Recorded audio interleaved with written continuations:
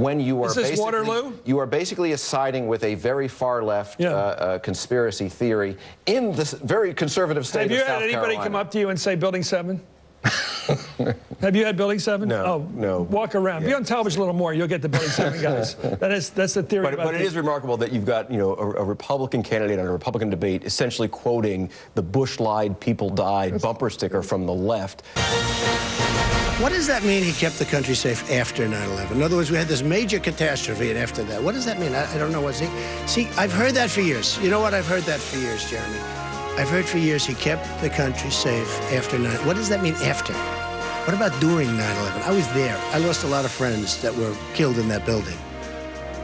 The worst attack ever in this country, it was during his presidency.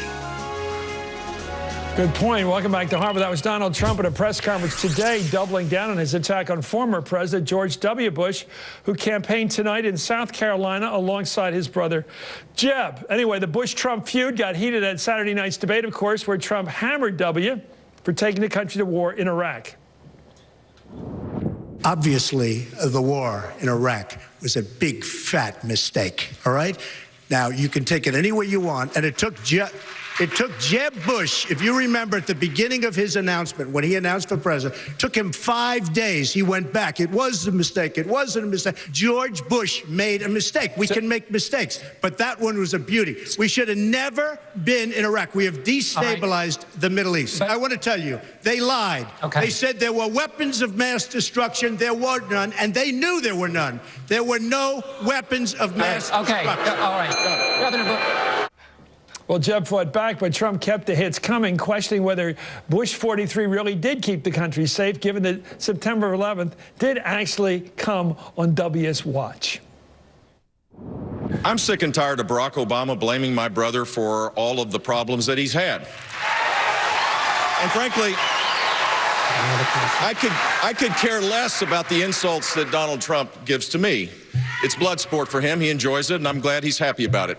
But I am sick and tired of him going after my family. My dad is the greatest man alive in my mind. And while Donald Trump was building a reality TV show, my brother was building a security apparatus to keep us safe, and I'm proud of what he did. The World Trade Center came down during your brother's reign. Remember that. Hold on. Let me finish this. He's had the gall to go after my mother. That's not keeping us safe. I won the lottery. They can't handle the truth. Anyway, few of us forget Condoleezza Rice's testimony, of course, before the 9/11 Commission, when she acknowledged warnings of a possible terrorist attack inside the U.S. This is what the Republicans often don't want to look at. Here it is. Isn't it a fact, Dr. Rice, that the August 6 PDB warned against possible attacks in this country? And I ask you whether you recall the title of that PDB. I believe the title was Bin Laden determined to attack inside the United States. Well, I call that a warning. Anyway, joining the Hardball Roundtable tonight, Dana Milbank. This stuff's written for you, by the way, this story. Opinion writer with the Washington Post. Abby Phillip is a reporter with the Washington Post. And Paul Singer is with the, he is Washington correspondent for USA Today. This is amazing stuff. And the one, I think it's just too hard. I think Trump may have overstepped what he'd get away with those people. Republicans in South Carolina are unlikely to accept the fact that George W. Bush, W as we fondly call him, or unfondly, really was president when we got hit on 9/11. That it wasn't just he wasn't just president the Friday after when he put his arm around the guy and said, we're going to get the people to knock down these walls, which was very good. But he was also president the day before and the months before, and yet if a Democrat had been president, I contend, had a Democrat been president, there would have been treason trials in this country because they would never forgive a Democrat for letting what happened in New York. So that's why I don't mind Trump going after W with this thing. No, I mean, it's, this is sort of the monster that they created. It is a little bit zany. By the way, Cheney was vice president, too, when we got hit. Not just after we were hit. But he's going further than just blaming Bush. He's saying Bush knew specifically about this attack. Bush knew there were no weapons in Iraq. He said Bush knew about the attack? Well, we just know what Connie Rice knew. That's what we know. There was a warning. Well, essentially, but he's saying they knew about this. They didn't. I mean, in fairness, well, that's trutherism. I've been a critic. Right, he's going, I mean, we have a birther, so it's not surprised that he's a truther. This isn't about left, right, liberal, conservative. The guy has run amok. Now, I've predicted before he's gone too far, and at every point, he's not gone too far. But it would seem that when you are you are basically siding with a very far left conspiracy theory in this very conservative state of South Carolina. Have you had anybody come up to you and say Building 7? Have you had Building 7? No. Oh, no. Walk around. Be on television a little more. You'll get the Building 7 guys. That's the theory. But it is remarkable that you've got, you know, a Republican candidate on a Republican debate essentially quoting the Bush lied, people died bumper sticker from the left. Okay, let's get a little tamer here. I think I've had an assumption. Check me on this, Abby.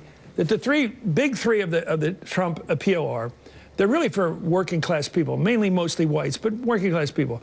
Number one, the good jobs are going to China, and you're losing them. The good factory jobs used to pay $20 an hour, whatever. The bad jobs are going to illegal immigrants.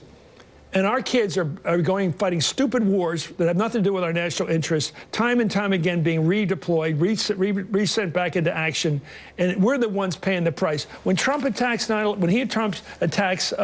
Iraq, he wins with that crowd. They like that position. I think that's right. I think that the folks that we're talking about here are not necessarily the people who are eager to stick up for George W. Bush as much as they might actually like him. They still feel like the last 10 years or so have been kind of a waste for them personally, their financial security and the country's security at large in the world. Yeah, but he left this in a dumpster. I think that didn't he leave us in a dumpster? They hear Trump saying this guy didn't put us on the right path, and they feel that viscerally in their own lives. And as popular as Bush is in South Carolina, I mean, more than 80% approval down there, I think there are plenty of people who... I mean, W is 80%. W, yeah. Yeah, George W. Bush is extremely popular, heavily military state, but these people are sending their kids to war. Well, here's former President George W. Bush. You mentioned him making a case, or a rare campaign appearance with his brother, Jeb, within the last hour in North Charleston, South Carolina. Strength is not empty rhetoric. It is not bluster.